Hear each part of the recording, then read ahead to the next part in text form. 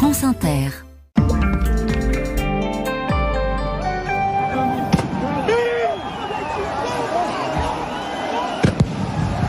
Sous les radars, Sébastien Legénie. C'était le 8 janvier dernier.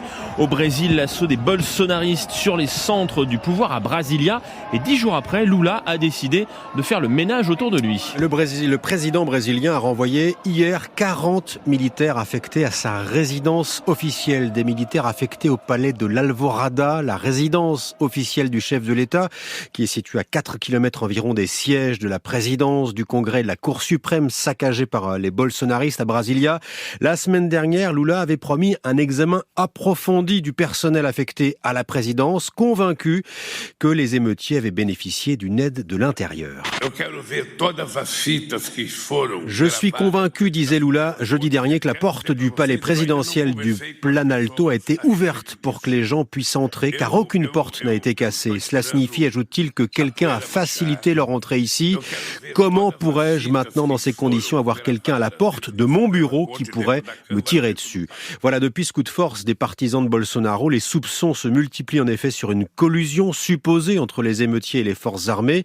Le président brésilien va tenter de rencontrer d'ici vendredi les commandants de l'armée, des échanges qui porteront sur la modernisation de ces forces, sans que l'on en sache davantage à ce stade. Depuis le début de la semaine, les autorités ont renforcé la sécurité autour des centres du pouvoir à Brasilia. 500 policiers militaires au lieu de 250. Plus de 2000 personnes ont été arrêtées, près de 1200 incarcérés et près d'une quarantaine poursuivis pour incitation au coup d'État. La Shoah sera bientôt enseignée aux Émirats et c'est une première dans le monde arabe. Une véritable révolution culturelle au Moyen-Orient, mais qui soulève beaucoup de critiques. C'est la conséquence directe de ce qu'on appelle les accords d'Abraham de 2020, accords de normalisation des relations diplomatiques et politiques entre les Émirats arabes unis et l'État hébreu. L'an dernier, le ministre des Affaires étrangères émirati s'est rendu déjà à Yad Vashem, le musée de l'Holocauste à Jérusalem.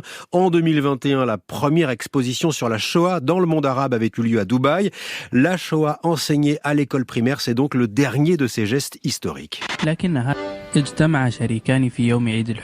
Rares sont les médias arabes qui se font toutefois l'écho de cette décision. On entend ici CNN en arabe, les médias israéliens aussi en parlent. Ce nouveau cours pose en effet encore plein de questions. S'agit-il d'enseigner seulement l'Holocauste dans les écoles publiques émiraties mais aussi privées? Combien d'heures par an? Par qui? Le ministère de l'Éducation reste très discret. Il faut dire que ce changement politique de taille provoque l'émoi d'une grande partie des citoyens arabes, aux Émirats mais aussi ailleurs. Les critiques accusent les Émirats de céder le contrôle de ses programmes scolaires à Israël et craignent qu'il ne se fasse au détriment de l'histoire des Palestiniens. Les accords d'Abraham ne sont soutenus en fait que par 7% des Arabes, selon un sondage sur 33 000 personnes menées dans la région. Et on termine en Espagne avec la Kings League. C'est une nouvelle compétition de foot très spectaculaire et qui cartonne. Oui, au point que la Kings League fait de l'ombre au championnat espagnol classique, la Liga, la fameuse Liga. 15 millions de spectateurs le 1er janvier dernier, non pas devant leur télé, Jérôme, mais devant Twitch, TikTok ou encore YouTube. Alors pourquoi un tel engouement? Eh bien, cela tient aux règles de la Kings League, du football à 7 et non plus à 11 sur 2 fois 20 minutes. Le match commence comme du water-polo. Les joueurs partent derrière leur ligne de but et sprintent jusqu'au centre du terrain. Les pénaltys n'ont plus rien à voir. Le tireur part balle au pied depuis le rond central. Un hybride entre sport et e-sport, spectacle garanti.